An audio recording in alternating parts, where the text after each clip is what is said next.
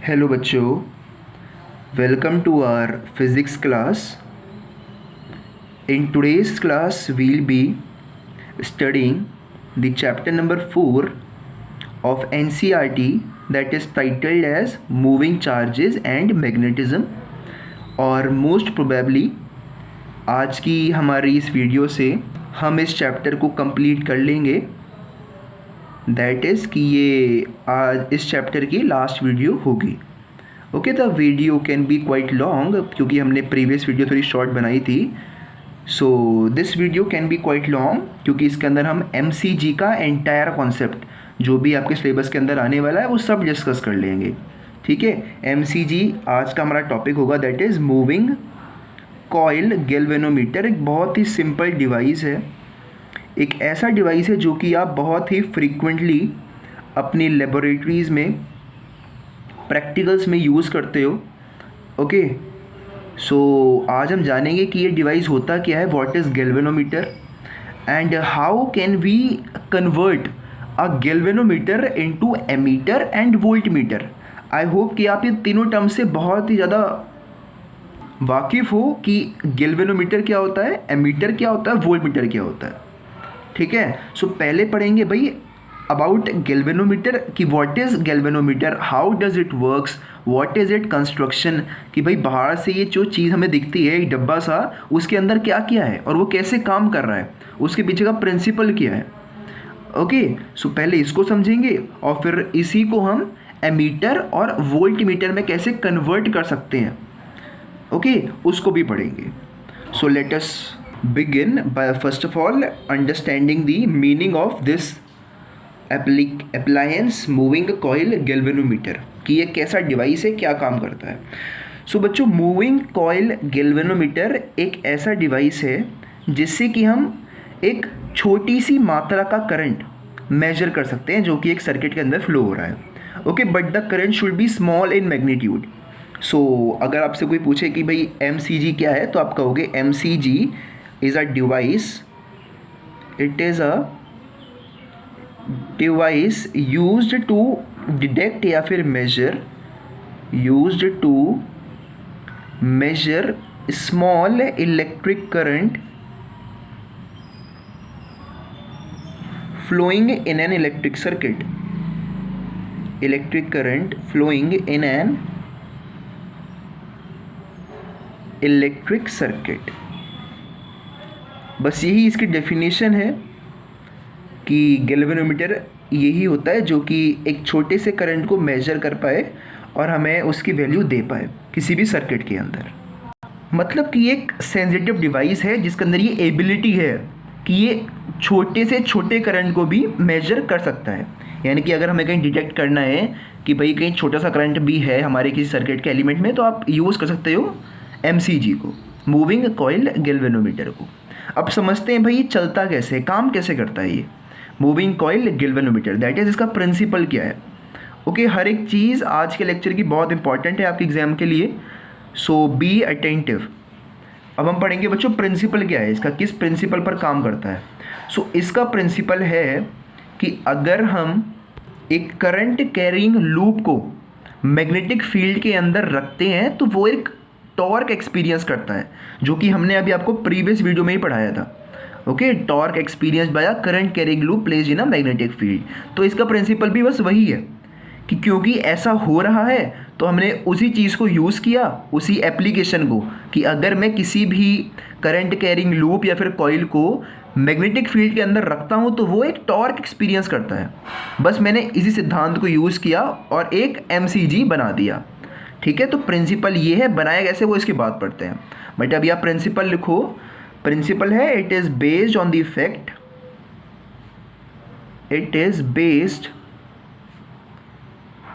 On the fact that a current carrying loop या फिर coil, जो भी आपको पसंद हो, करंट कैरिंग लूप या फिर coil, when placed in a uniform magnetic field, when placed in uniform magnetic field experiences a torque that it this is only the principle. तो बहुत ही सिंपल प्रिंसिपल है.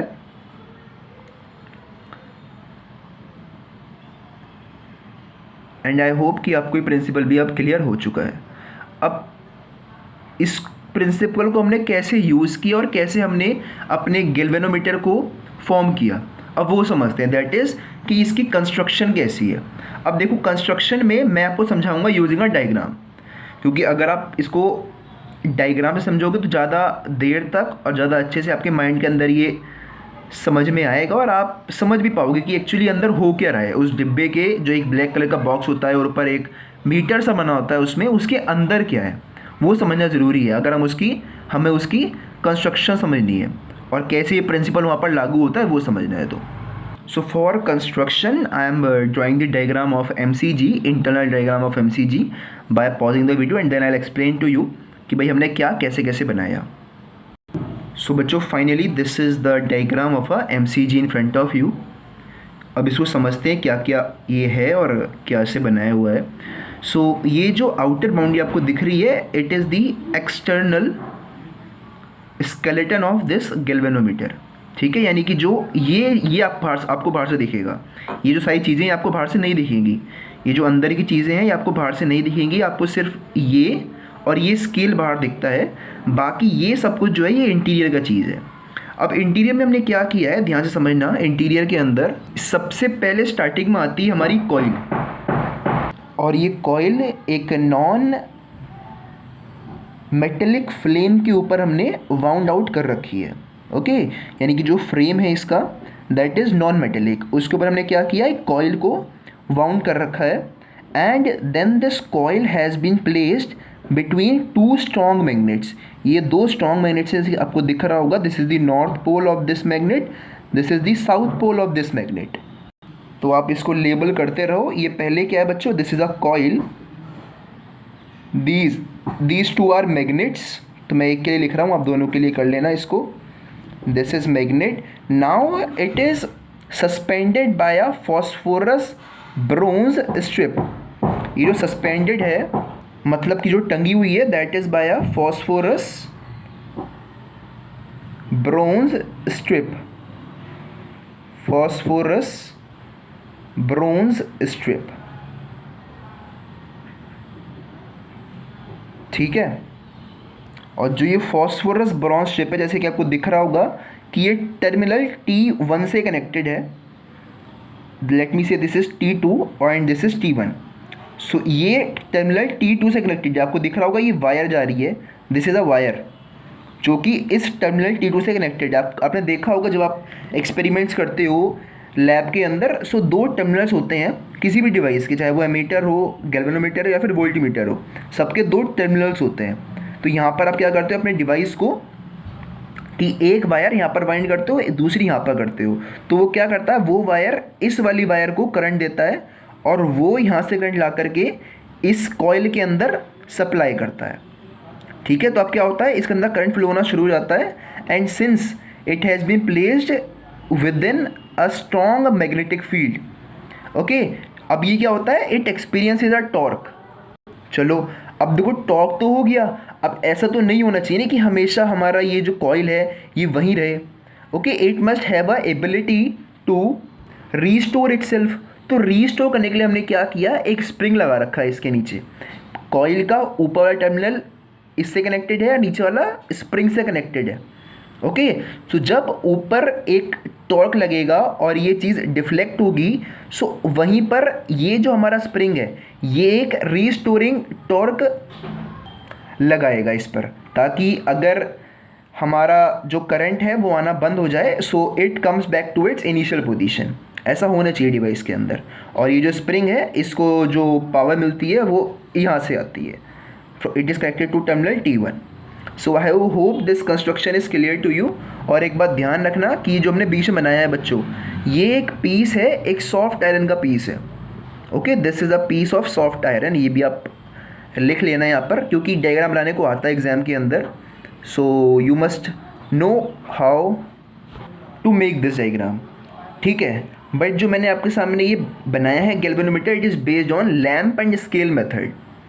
Okay, lamp and scale arrangement, मतलब इसमें क्या होता है, यहाँ पर ये जो चीज़ है ना, ये एक मिरर है, इट्स अ मिरर। सो ये लैम्प जो है ये लाइट को डालेगा इस मिरर के ऊपर, और फिर ये मिरर उस लाइट को रिफ्लेक्ट कर देगा इस स्केल के ऊपर, ठीक है। और हमें पता चलेगा कि भाई कितना वैल्यू है on the scale as compare to कितना रिफ्लेक्शन यहाँ पर हो रहा है। ओके, बट आई होप कि आपको भी प्रिंसिपल क्लियर हो गया कि कैसे काम कर रहा है। हमने क्या किया, एक कॉइल रखी अंदर, और यहाँ से हमारा करंट कंटिन्यूसली अंदर आ रहा है, वो इस कॉइल को मिल रहा है। तो जब इसमें करंट आता है, सो क्या होता है, ये मैग्नेटिक पोल्स के बीच में होने की वजह से एक टॉर्क एक्सपीरियंस करता है। तो जब टॉर्क एक्सपीरियंस करेगा, सो ये डिफ्लेक्ट होगा, ये डिफ्लेक्ट होगा, तो ये मिरर भी डिफ्लेक्ट होगा। ओके, और फिर ये जो रीडिंग्स है ये भी चेंज होंगी, और फिर इसको रीस्टोर करने के लिए क्या होता है, ये हमारा जो स्प्रिंग लगा रखा है हमने इस कॉइल के जस्ट नीचे, ओके, वो क्या लगाता है, एक रीस्टोरिंग टॉर्क लगाता है, और इस तरह से हमारा एमसीजी काम करता है। तो हम लिख रहे थे इस मिरर के बारे में। सो आई होप कि आपको डायग्राम अच्छे से क्लियर है। ओके, आप चाहो तो कंस्ट्रक्शन को लिख भी सकते हो कि कैसे कैसे बनाया गया है। हमने एक कॉइल को वाउंड किया है non metallic surface, and then we had place this coil between two strong permanent magnets. The coil has been suspended by a phosphorus bronze strip which act as a path for the current to the coil. The strip is finally connected to terminal T2 of the galvanometer. आपको दिख रहा होगा यहाँ पर। Okay, now the other end of the coil is connected to a spring which is connected to a terminal T1. Okay, and this spring exert a small restoring couple or force to this coil that I had told you. तो आप चाहो तो ये सब अपनी यहाँ पर नीचे लिख सकते हो अगर आपको बाद में रिवाइज करना है। और हाँ, एक बात इंपॉर्टेंट और कि we had placed a piece of soft iron within the frame of the coil, and a plane circular mirror M is has been attached to the suspension to note the deflection of coil using the lamp and scale method. So ऐसे आप नीचे लिख भी सकते हो, but exam में basically आपसे कहा जाएगा draw the diagram, schematic diagram of a MCG, तो आपको यही बनाना होता है, दैट्स इट। और लेबलिंग करनी भी ज़रूरी होती है, सो लेबलिंग भी आपको आनी चाहिए। So now let's move on and understand more precisely in mathematical terms कि अंदर क्या काम कैसे हो रहा है। ओके, यानी कि करंट कैसे आ रहा है, कितना डिफ्लेक्शन हो रहा है, तो कितना रीस्टोरिंग टॉर्क लग रहा है। ओके, वो सब पढ़ते हैं, क्योंकि हमने टॉर्क पढ़ रखा है कि टॉर्क की वैल्यू क्या होती है, when a current I flows through a coil and it is placed in a magnetic field B. So जो टॉर्क लगता है उसको हम बोलते हैं बच्चों NIAB sin theta, where theta is the angle between normal of this plane and the magnetic field. तो ध्यान रखना यहाँ पर जो मैग्नेटिक फील्ड हम लेते हैं, अब वेरी वेरी इंपॉर्टेंट पॉइंट जिसको मैं आपको लिखवाऊंगा भी आगे, बट अभी सुन लो कि ये जो मैग्नेटिक फील्ड यहाँ पर होती है, it is a radial magnetic field. कैसी होती है ये? Radial magnetic field. उसका मतलब ये होता है कि जो मैग्नेटिक लाइंस ऑफ फोर्स हैं they are parallel to this plane, कि जो प्लेन है, देखो समझो ध्यान से, बच्चे कंफ्यूज होते हैं between plane and normal. Plane और नॉर्मल बच्चे कंफ्यूज होते हैं कि दोनों टर्म्स क्या होते हैं। सो प्लेन है, ये पेपर पर रखी हुई है शीट, ये इसका प्लेन है, ये पेपर पर रखा हुआ। So this is the plane, और जो मैग्नेटिक फील्ड है वो ऐसे है, तो दोनों आपस में पैरेलल हैं। समझ पा रहे हो आई होप? ठीक है, ये पेपर के ऊपर रखी हुई आपकी, इसको हम प्लेन बोलेंगे, और इसके पैरेलल जो लाइंस होंगी उसको हम मैग्नेटिक फील्ड बोलेंगे। So radial magnetic field is parallel to the plane of the coil. ठीक है, अब इस कॉइल का नॉर्मल क्या होगा? कॉइल का नॉर्मल होता है perpendicular line from the plane. तो जो नॉर्मल होगा वो ऐसे होगा। कैसे होगा? ऐसे ऊपर को आता हुआ, ये नॉर्मल है इस प्लेन का। ओके, और मैग्नेटिक फील्ड अब भी ऐसे ही है, तो दोनों के बीच का एंगल क्या हुआ बच्चों? 90 degree. So in case of radial magnetic field, the value of theta is 90 degree. I hope कि आप उसको इमेजिन कर पा रहे हो। तो अब हम ये कंसिडर करते हैं कि जो यहाँ पर मैग्नेटिक फील्ड प्रोड्यूस हुई है वो B है।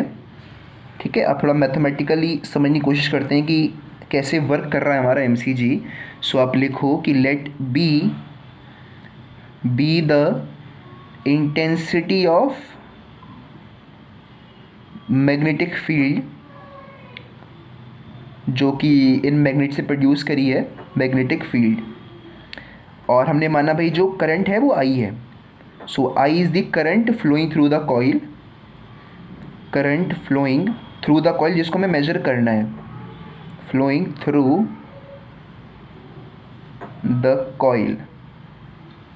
ठीक है, अब हमें चाहिए होता है बच्चों एरिया ऑफ द कॉइल, तो उसके लिए आप मान लो भाई l be the length and b be the breadth of the coil. So therefore जो एरिया होगा वो होगा बच्चों l into b, that is the area of the coil. ये कैसे आया, हमने माना भाई एल हमारी लेंथ है, उस कॉइल की बी हमारी ब्रेथ है, सो एरिया हो गया L into B which is the area of the coil. और हमने मान लिया भाई number of turns of the coil capital N है, so N be the number of turns in the coil. So हमने आपको प्रीवियस वीडियो में ही बताया था about torque experience by a current carrying coil placed in a magnetic field. So आप आगे लिख सकते हो कि when current flows through the coil, flows through the coil, torque is given by NIAB sin theta, NIAB sin theta, where theta is the angle made by the normal of the plane and with the direction of magnetic field। यानी कि theta क्या है, theta angle है बच्चों normal का और magnetic field का। अब क्योंकि हमने ये माना है कि ये जो मैग्नेटिक फील्ड है ये एक रेडियल मैग्नेटिक फील्ड है, क्या है, रेडियल मैग्नेटिक फील्ड। तो रेडियल मैग्नेटिक फील्ड की ये प्रॉपर्टी होती है कि वो हमेशा नॉर्मल ऑफ द प्लेन से 90 डिग्री का ही एंगल बनाता है। ये प्रॉपर्टी होती है रेडियल मैग्नेटिक फील्ड की, और उसको आप शायद से रियलाइज़ भी कर पा रहे होगे, इसका नॉर्मल ऐसे है और मैग्नेटिक फील्ड ऐसे है, तो दोनों का बीच का एंगल कितना हुआ, 90 डिग्री हुआ। सो उसी को लिख लेते हैं कि थीटा हमारे पास क्या है, theta is the angle, theta is the angle between normal of the plane with the direction of, with नहीं आना चाहिए, यहाँ पर एंड आएगा, and the direction of magnetic field. फिर आप आगे लिखोगे दैट सिंस B यानी कि magnetic field is radial magnetic field. Now since the magnetic field is radial, therefore जो आपका थीटा होगा उसकी वैल्यू क्या होगी, 90 डिग्री होगी, एंड therefore जो आपका टॉर्क होगा वो कितना होगा बच्चों, साइन 90 की वैल्यू 1 होती है। सो क्या होगा torque, N I A B, this is the torque experienced by the coil carrying current I। ठीक है, सो ये टॉर्क हमारे पास आ चुका है कि भाई इतना टॉर्क हमारा कॉइल एक्सपीरियंस करेगी when it is placed in a magnetic field B। सो इस टॉर्क को हम क्या बोलेंगे, इसको हम बोलेंगे डिफ्लेक्टिंग टॉर्क, क्योंकि हमारी कॉइल को डिफ्लेक्ट कर रहा है तो इसको हम बोलते हैं डिफ्लेक्टिंग टॉर्क। इसको लिख लो नीचे, मेरे पास तो अब स्पेस नहीं बचा, तो आप लिखो this torque is known as deflecting torque. फिर आगे चलते हैं। ओके, तो अब हमारी कॉइल जो है वो डिफ्लेक्ट हो चुकी है by a torque that was NIAB। अब क्योंकि हमारी जो कॉइल है वो डिफ्लेक्ट हो चुकी है, सो जो सस्पेंशन वायर थी उसके अंदर कुछ ना कुछ ट्विस्ट आ गया होगा उस वायर के अंदर। अब क्या होगा बच्चों, जो वो वायर ट्विस्ट हुई है उसके अंदर ये एबिलिटी है कि वो अपने आप को दोबारा due to inertia of position उसी पोजीशन पर रीस्टोर कर पाए। सो वो क्या करेगा, एक रीस्टोरिंग टॉर्क लगाएगा इस कॉइल पर। क्या कौन लगाएगा, जो वो सस्पेंशन वायर है। तो आप आगे लिखना that as the coil gets deflected, या इसको पहले मैं लिख लेता हूँ ताकि टाइम वेस्ट ना हो। सो यहाँ पर हमने लिख दिया है कि भाई जब कॉइल डिफ्लेक्ट होगी तो जो सस्पेंशन वायर होगी इट विल गेट ट्विस्टेड और उसमें एक रीस्टोरिंग टॉर्क डेवलप हो जाएगा, ऑब्वियस सी बात है। सो हमने मान लिया कि भाई अगर के हमारा वो रीस्टोरिंग टॉर्क है उस वायर का, जो भाई सस्पेंशन वायर है, ओके, पर यूनिट ट्विस्ट, कि अगर यूनिट ट्विस्ट के लिए के रीस्टोरिंग टॉर्क होगा, सो हम मान लेते हैं, तो अगर उसमें अल्फा डिफ्लेक्शन होगा तो जो टॉर्क आएगा restoring torque, let me say that is torque dash, उसकी वैल्यू होगी बच्चों के टाइम्स अल्फा। ठीक है, अगर अल्फा टाइम्स डिफ्लेक्ट होगा तो जो रीस्टोरिंग टॉर्क आएगी बच्चों वो के अल्फा आएगी। ठीक है, नाउ हम कंसिडर करेंगे एट इक्विलिब्रियम। सो इक्विलिब्रियम पर क्या होगा, इक्विलिब्रियम पर आपका डिफ्लेक्टिंग टॉर्क रीस्टोरिंग टॉर्क के बराबर होगा। क्या होगा, डिफ्लेक्टिंग टॉर्क जो है, जो ये वाला है, वो रीस्टोरिंग टॉर्क के बराबर होगा जो कि के अल्फा है। सो दोनों को इक्वेट कर देते हैं। सो एन आई ए बी की वैल्यू के अल्फा के बराबर होगी। हमें निकालना है आई, तो आई की वैल्यू किसके बराबर होगी बच्चों, K alpha upon N A B. So this is an important expression कि भाई जो करंट होगा वो इतना होगा कि अगर के आपका रीस्टोरिंग टॉर्क है per unit twist of the suspension wire, alpha आपका डिफ्लेक्शन है, एन आपका number of turns in the coil है, ए आपका एरिया ऑफ द कॉइल है, बी आपका मैग्नेटिक फील्ड है। तो जो करंट आएगा उसकी वैल्यू ये होगी। अब ध्यान से देखो तो के कांस्टेंट है, number of turns in the coil भी एक कांस्टेंट है। अगर मैं एक गैल्वेनोमीटर की बात करूँ, if I talk about a particular galvanometer, तो उसके अंदर जो भी कॉइल है उसके लिए नंबर ऑफ टर्न्स वो फिक्स्ड है, एरिया भी उसका फिक्स्ड होगा। और क्योंकि जो मैग्नेट्स हैं वो तो उस सिस्टम के अंदर रखे हुए हैं, गैल्वेनोमीटर के अंदर रखे हुए हैं, तो जो वो मैग्नेटिक फील्ड प्रोड्यूस करेंगे वो भी कांस्टेंट होंगे। सो किसी भी एक गैल्वेनोमीटर के लिए ये जो के अपॉन एन ए बी है वो तो एक कांस्टेंट हो जाएगा। यानी कि हम लिख सकते हैं कि भाई जो ये के अपॉन एन ए बी है ये क्या है, किसी भी एक गैल्वेनोमीटर के लिए कांस्टेंट होगा। के अपॉन एन ए बी को मैं मान लेता हूँ एज जी, जो क्या है वो है बच्चों galvanometer constant, which is galvanometer constant.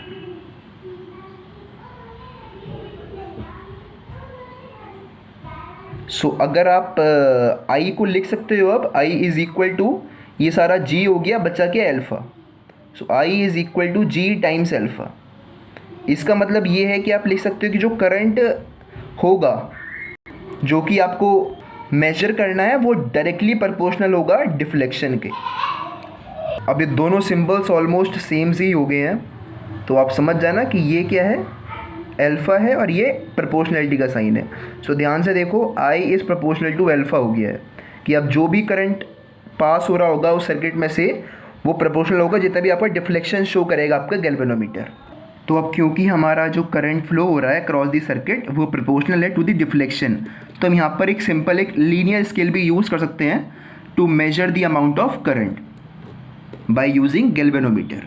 तो उसको आप लिख दो that since deflection of the coil is directly proportional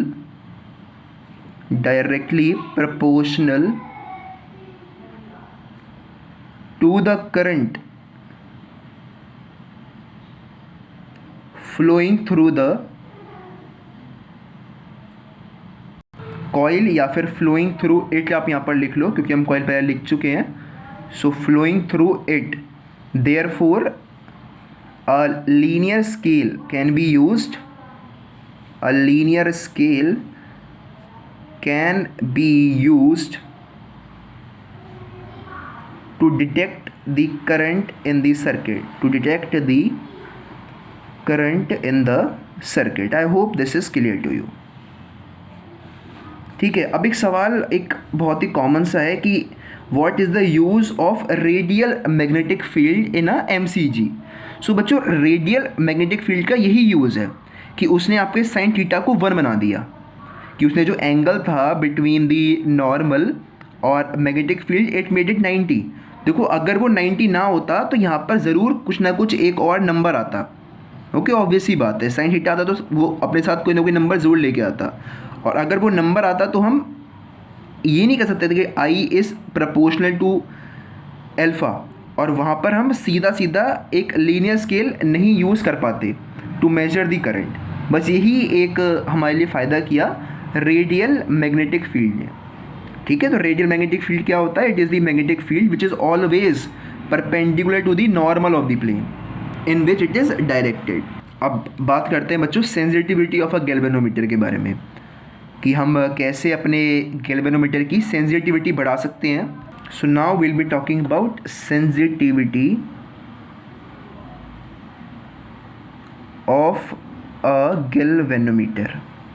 सो देखो बेसिकली जो गैल्वेनोमीटर है it works both as to measure current as well as voltage.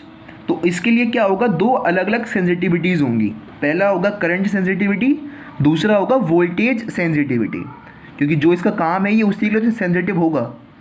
पहले देखते हैं बच्चों करंट सेंसिटिविटी क्या होती है in case of a galvanometer.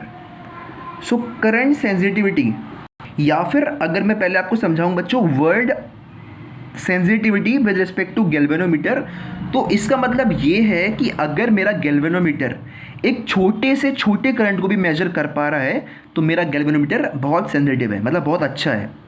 कि उसने देखा कि भाई छोटा सा करंट गया उसके अक्रॉस और उसने मुझे डिफ्लेक्शन दिखा दिया। ठीक है, यानी कि छोटे से करंट के लिए भी अगर मुझे बड़ा डिफ्लेक्शन दिखा रहा है यानी कि मेरा गैल्वेनोमीटर बहुत ही अच्छा है, बहुत ही सेंसिटिव है। ओके, सो हम पहले बात करते हैं about current sensitivity. So current sensitivity of a galvanometer होता है deflection produce in the galvanometer per unit current flowing through it, कि कितना डिफ्लेक्शन प्रोड्यूस हुआ per unit current flowing through the galvanometer. तो पहले इसको लिख लो that it is defined as deflection produced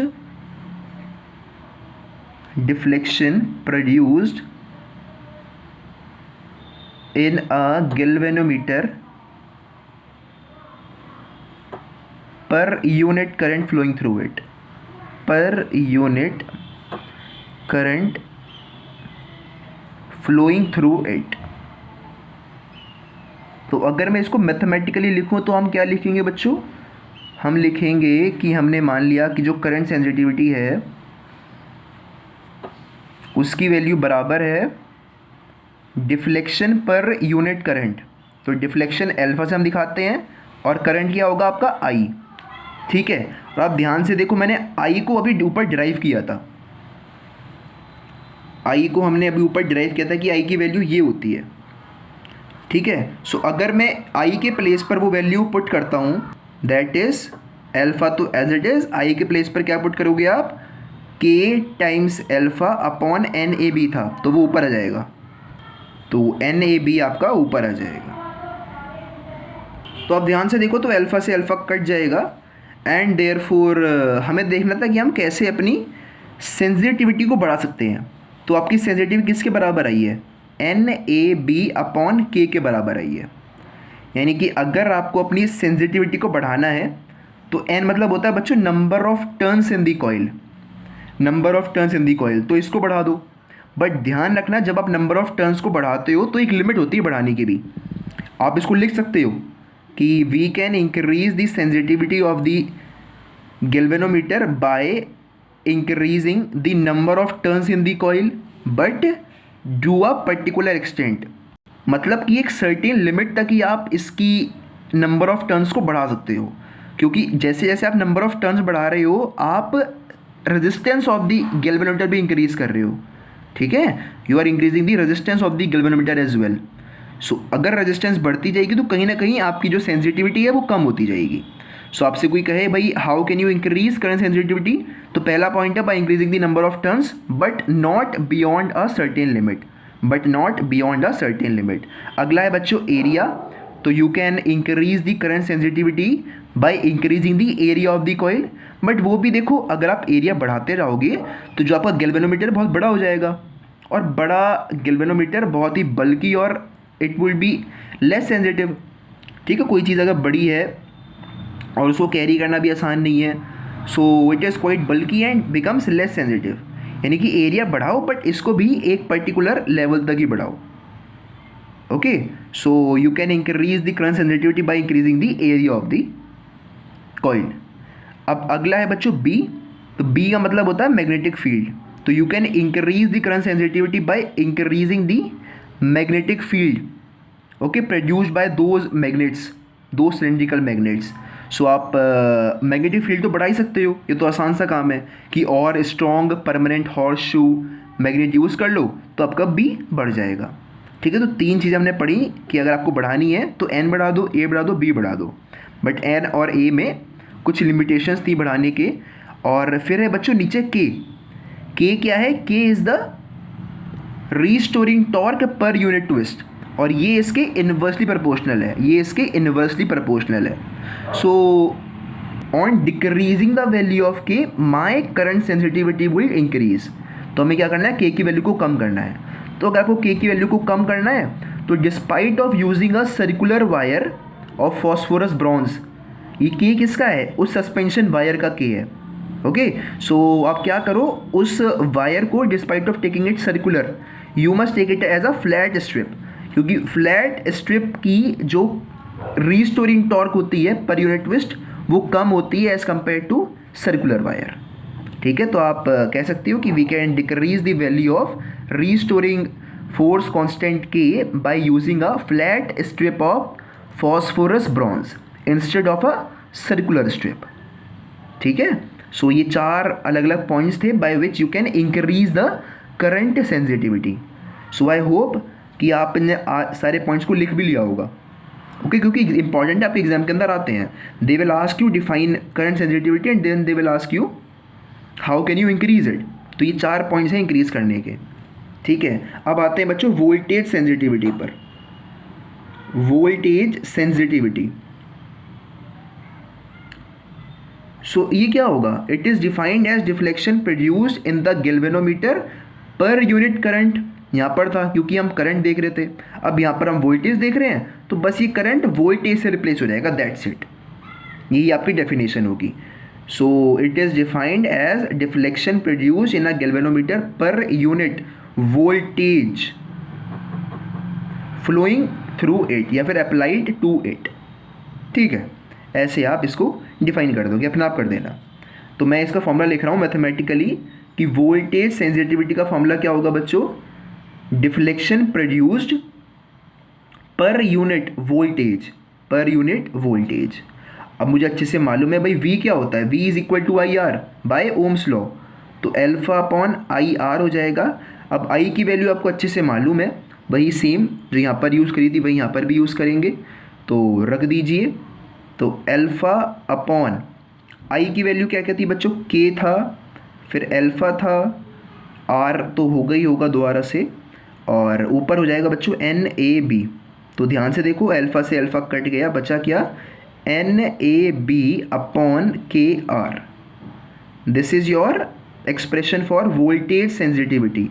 तो आपसे कोई पूछे कि आपने क्या करना है, अपनी वोल्टेज सेंसिटिविटी को बढ़ाना है फॉर अ गैल्वेनोमीटर, तो आप क्या कहोगे कि we can increase the voltage sensitivity by increasing the number of turns, by increasing the area of the coil, by increasing the magnetic field of the magnetic field being experienced by the coil, and by decreasing the value of K, by decreasing, ध्यान देना K की value decrease करने से ये increase होगा because it's inversely proportional, and by decreasing the value of R।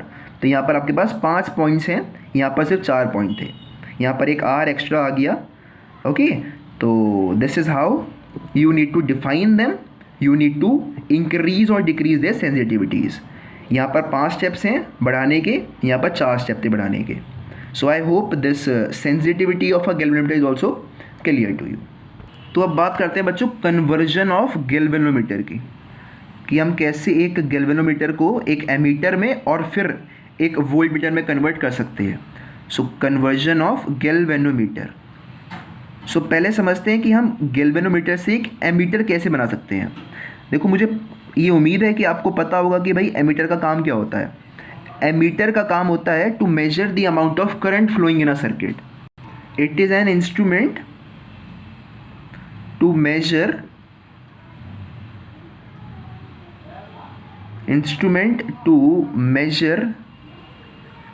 Electric current in a circuit, electric current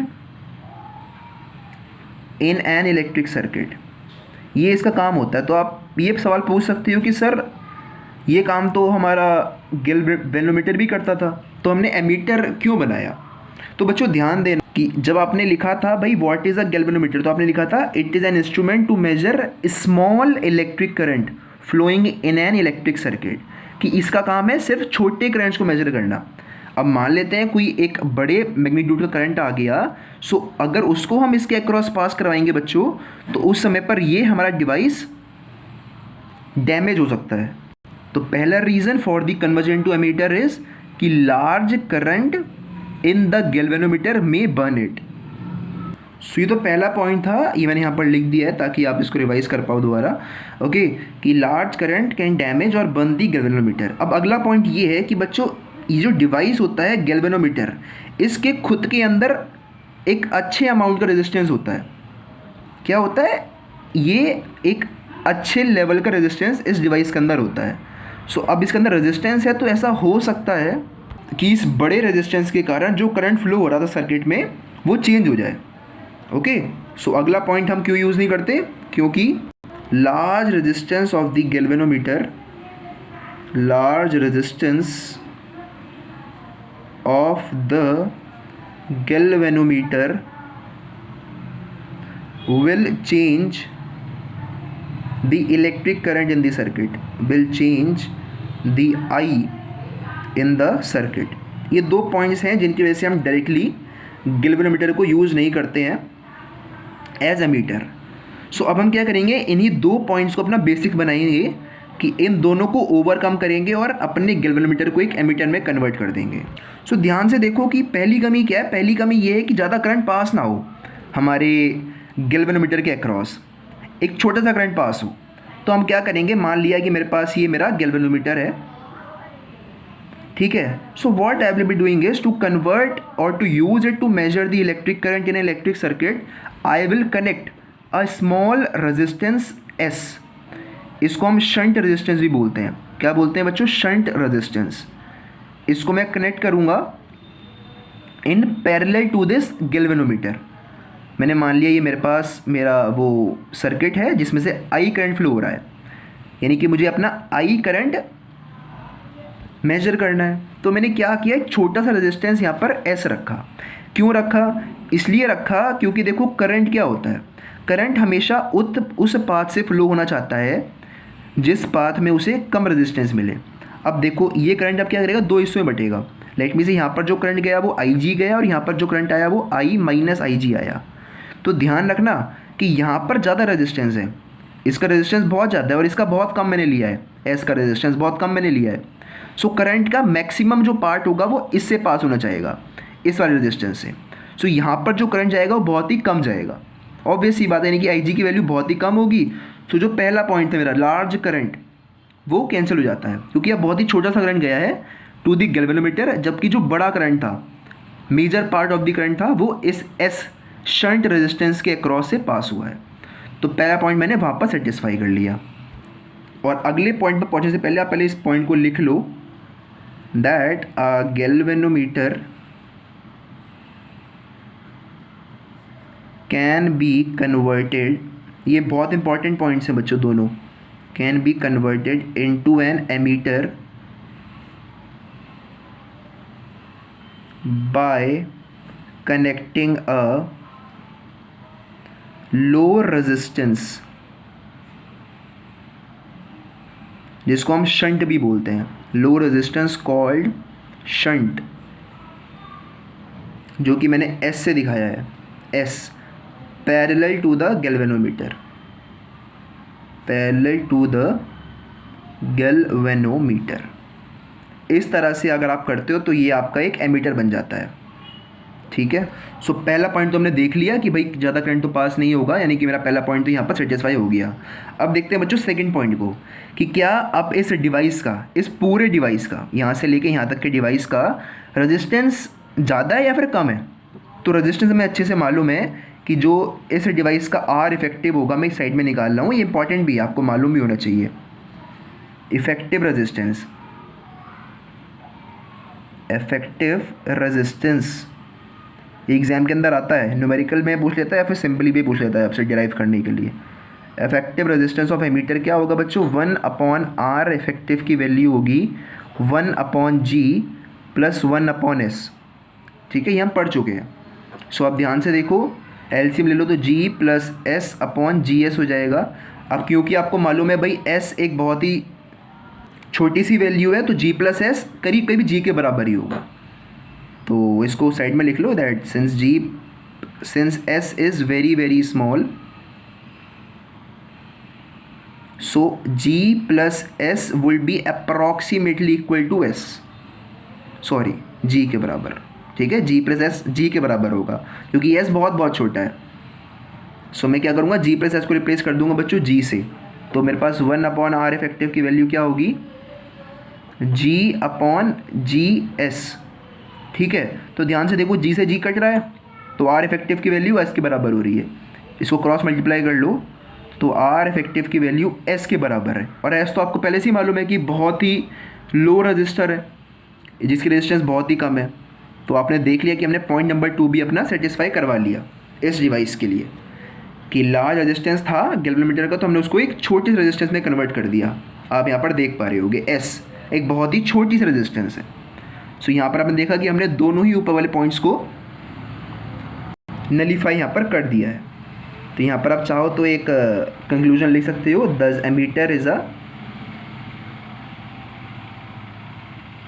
low resistance device. ठीक है, ये अच्छी बात है क्योंकि अब हम अच्छे से अच्छा बड़े से बड़ा करंट भी मेजर कर सकते हैं यूजिंग एमीटर। अब सवाल ये खड़ा होता है कि भाई चलो ठीक है, अब ये खड़ा होता है कि अगर मेरे को मान लेते हैं करंट एक बहुत ही बड़ा करंट मेजर करना है, मान लेते हैं आई की वैल्यू बहुत बड़ी है, तो मैं एस की वैल्यू क्या रखूँ, ये भी तो एक सवाल होगा ना। कि अगर मान लेते हैं भाई मेरे को एक पर्टिकुलर करंट मेजर करना है, तो ये तो है नहीं कि हर एक करंट के लिए सेम वैल्यू ऑफ एस चलेगा। अगर छोटा करंट है तो हो सकता है कोई बड़ी वैल्यू ऑफ एस भी चल जाए, अगर बहुत बड़ा करंट है तो S must be very very small, okay, so that the R effective is 0। सो उसके लिए हम क्या करेंगे बच्चों, एस का एक फॉर्मूला निकालेंगे इन टर्म्स ऑफ आई, कि आप कैसे पता लगा सकते हो कि मैं एक गैल्वेनोमीटर में कितना शंट अटैच करूं ताकि वो एक पर्टिकुलर वैल्यू ऑफ करंट को मेजर कर पाए। तो हम वही देख लेते हैं। सो आपको जैसे कि यहाँ पर दिख रहा होगा इस डायग्राम में, अब मैं इस डायग्राम पर जा रहा हूँ, इसको भूल जाओ, आई विल आस्क यू इसको कि आप ना इसके बाद में लिखना, पहले इसको लिखा, अब जो अब मैं लिख रहा हूँ उसको लिखना और इसको लिखना एट दी एंड में। ठीक है, क्योंकि ये इतना इंपॉर्टेंट है नहीं, ये वाली चीज़ इंपॉर्टेंट है। सो आपको यहाँ पर दिख रहा होगा बच्चों कि ये जो दोनों चीज़ें हैं ये दोनों पैरेलल में हैं। सो जो वोल्टेज इसके अक्रॉस होगा वही वोल्टेज इसके अक्रॉस भी होगा, और हमें मालूम है वही वी क्या होता है, V is equal to I R. So आप लिखो that since G and S are parallel, therefore the potential difference across them is same, across them is same। मतलब पोटेंशियल डिफरेंस फॉर G क्या होगा, V is equal to I R. तो I current कितना गया था उसमें, IG गया था, और उसका रेजिस्टेंस हमने माना था कैपिटल G, उसकी वैल्यू बराबर होगी the potential difference across shunt. तो करंट कितना गया था बच्चों, I माइनस IG गया था, और रेजिस्टेंस थी उसकी S। तो मुझे तो S की वैल्यू निकालनी है, तो S की वैल्यू क्या होगी, S की वैल्यू होगी IG into capital G upon I minus IG। ठीक है, दिस इज़ योर आंसर। कि भाई अगर आपको I करंट मेजर करना है, अब I आप कुछ भी ले लो, ठीक है, I आप ले लो भाई 5 एम्पियर, 50 एम्पियर, 15 एम्पियर, जितने भी आपको लेना है, तो उसके करस्पॉन्डिंग आप S निकाल सकते हो। आपको दिख रहा होगा कि अगर मेरी करंट की वैल्यू छोटी होगी तो S मेरा बड़ा होगा, दिख रहा होगा आपको, ये दोनों इन्वर्सली प्रोपोर्शनल एक दूसरे के, ओके। सो अगर मैं इसको और अच्छे से लिखूँ तो S को हम लिख सकते हैं IG upon I minus IG, ये पूरा ब्रैकेट में into G। So this is the value of shunt for converting a galvanometer into ammeter to measure a current of 0 to I ampere.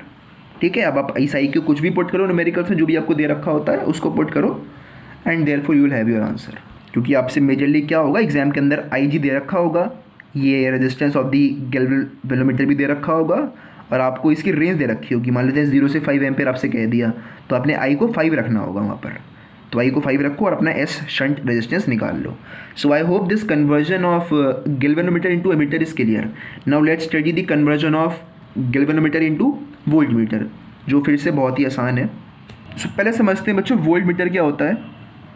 Volt meter होता क्या है पहले ये समझते हैं, फिर आगे चलते हैं. सो वोल्ट मीटर एक ऐसा डिवाइस है जो कि मेजर करता है potential difference between two ends of a circuit.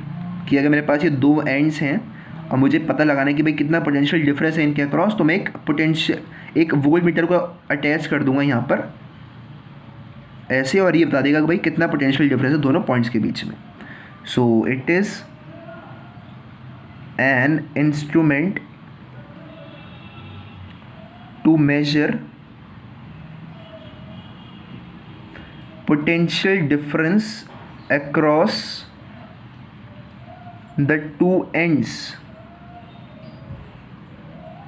of a circuit element. That's it. So ये होता है हमारा वोल्ट मीटर. अब समझो कि हम गैल्वेनोमीटर को क्यों डायरेक्टली यूज़ नहीं करते in place of volt meter.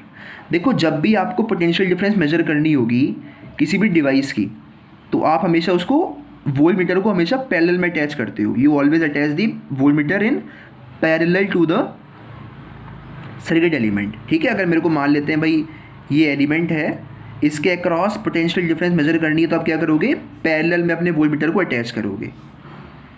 सो मान लेते हैं कि आपने क्या किया कि आपने गैल्वेनोमीटर को यहाँ पर अटैच कर दिया parallel to this circuit element.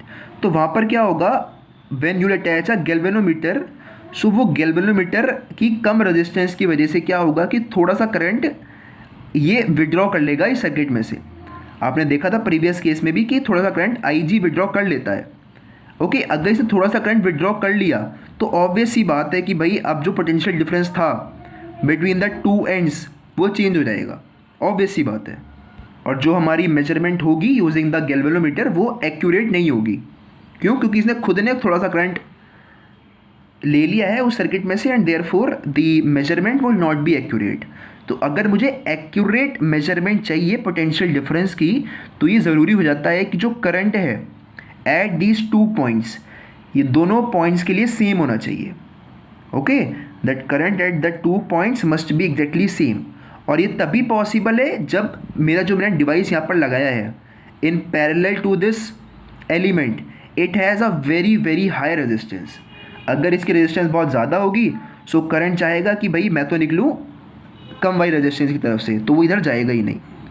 Okay, सो अगर मेरे को मेजर करना है potential difference, so I will attach a device of very high resistance in parallel to this circuit so that the device does not draws any current from the element and my measurement is completely accurate. तो मैंने यहाँ पर उन सारी बातों को लिख दिया ताकि आप उसको बाद में रिवाइज कर पाओ. सो आइए देखते हैं कि हम कैसे अपने गैल्वेनोमीटर को एक ऐसे डिवाइस में कन्वर्ट कर पाएँ जिसका रेजिस्टेंस बहुत ज़्यादा हो. So conversion of galvanometer into voltmeter कैसे करेंगे. तो हम क्या करेंगे बच्चों, अपने गैल्वेनोमीटर के साथ एक रेजिस्टेंस आर अटैच कर देंगे जिसका जो वैल्यू है वो बहुत ज़्यादा होगी, और उसको हम सीरीज़ में अटैच करेंगे. किस में अटैच करेंगे बच्चों, सीरीज़ में अटैच करेंगे. ठीक है, मान लेते हैं मेरे पास वो पॉइंट्स हैं जिनके अक्रॉस मुझे पोटेंशियल डिफरेंस मेजर करना है. तो मैंने क्या किया, अपने गैल्वेनोमीटर के साथ एक और रेजिस्टेंस को अटैच कर दिया जिसकी जो रेजिस्टेंस है वो कैपिटल आर है और ये बहुत बहुत बड़ी है. Okay, it is a large resistance. So इस पूरी डिवाइस को आप क्या बोलोगे, ये पूरी डिवाइस एक वोल्ट मीटर हो गई. बस कि अगर आप एक गैल्वेनोमीटर के साथ एक बड़ा रेजिस्टेंस अटैच कर देते हो, so it converts into a volt meter. That's it. देख लेते हैं भाई, लिख लो इसको पहले भी कि galvanometer can be converted into a voltmeter bye connecting a large resistance, जो कि मैंने इस बारी कैपिटल आर लिया है, अ large resistance capital R in series with the galvanometer. That's it. इस तरह से आप इसको कन्वर्ट कर सकते हो इन अ वोल्ट मीटर. आप देखो ध्यान से, आप चाहो तो इफेक्टिव रेजिस्टेंस निकालोगे इसकी. आर इफेक्टिव मैं साइड में निकाल रहा हूँ, बहुत छोटा सा होगा इस बार तो, कि भाई जो आर इफेक्टिव होगा वो क्या होगा बच्चों, आर प्लस जी होगा, क्योंकि दोनों सीरीज़ में है. अब क्योंकि देखो जी छोटा सा है, ओके, सो आर इफेक्टिव करीब करीब आर के बराबर होगा. सो आर क्या है, एक बहुत बड़ा रेजिस्टेंस है. सो आपके पास जो डिवाइस आया है ये एक ऐसा डिवाइस है जिसकी रेजिस्टेंस बहुत ज़्यादा है, which is very high. So I hope कि आपको समझ में आ गया कि हमने कैसे अपने गैल्वेनोमीटर को कन्वर्ट कर दिया in a device of higher resistance. But अभी समझ लेते हैं कि हमें कितनी वैल्यू ऑफ आर लगानी पड़ेगी to measure a particular potential difference. तो वही मैंने मान लिया कि इसके across potential difference capital V है जो कि मुझे मेजर करना है. Let me consider that there is current I G flowing through this voltmeter. So क्या होगा, पहले लिख लो, लेट जी एंड आर लिखो आप. Let G and R be the resistance of a galvanometer and a conductor connected in series with each other. Let V be the potential difference to be measured by the voltmeter, okay, and let Ig be the current flowing in the circuit corresponding to which the voltmeter gives full deflection. ठीक है. Now वो सब आपने शायद लिख लिया होगा. So now जो V की वैल्यू होगी वो किसके बराबर होगी बच्चों, आई आर के बराबर. तो I क्या है आपका, आई जी के बराबर है, और रेजिस्टेंस इसके बराबर है, आर प्लस जी के बराबर है, क्योंकि दोनों सीरीज़ में कनेक्टेड है. अब मुझे वैल्यू निकालनी है आर की. सो ध्यान से देखो, तो V अपॉन आई जी की वैल्यू होगी आर प्लस जी के बराबर. So this implies that R की वैल्यू होगी किसके बराबर, V upon I G minus capital G के बराबर. That's your answer. कि भाई अगर आपको V वोल्ट का पोटेंशियल डिफरेंस मेजर करना है, सो आपको आर इतनी रेजिस्टेंस लगानी पड़ेगी. तो नीचे चाहो तो आप लिख सकते हो that this is the required value of resistance which must be connected in series with the galvanometer to convert it into a voltmeter of range 0 से V वोल्ट, जो कि हमने यहाँ पर V लिया है. ठीक है. तो आपसे अगर पूछता है एग्जामिनर कि भाई हमें मान लेते हैं उसको मेजर करना है 24 वोल्ट पोटेंशियल डिफरेंस, तो आपको कितना रेजिस्टेंस लगाना पड़ेगा, तो यहाँ पर 24 रख देना. He will give you the value of I G, he will give you the value of capital G. इसको सॉल्व करना, यही आपका फिर आंसर होगा. As simple as that. So I hope कि आपको ये दोनों ही चीज़ें अच्छे से क्लियर हो गई हैं. Okay, conversion of galvanometer into ammeter as well as voltmeter, the two are very very important. और इसके बाहर कॉन्सेप्ट नहीं है इनके अंदर, बस इन्हीं को ही ध्यान से समझना. ओके, ध्यान से इन पर थोड़ा सा विचार करना और अच्छे से इनके कॉन्सेप्ट्स को क्लियर कर लेना. कॉन्सेप्ट तो आपके क्लियर हो ही गए हैं, but previous year question paper में से क्वेश्चन को अटैम्प्ट करना ताकि आपको और कॉन्फिडेंस मिल पाए इस टॉपिक के लिए. It's a very very important topic. So by this video I had ended your chapter number 4 of physics, that was moving charges and magnetism. So I hope the entire chapter was clear to you and everything was well taught. If you have any case of doubt, you can simply text me and I'll reply back to you as soon as possible. So for today's video, that's all. Thank you very much.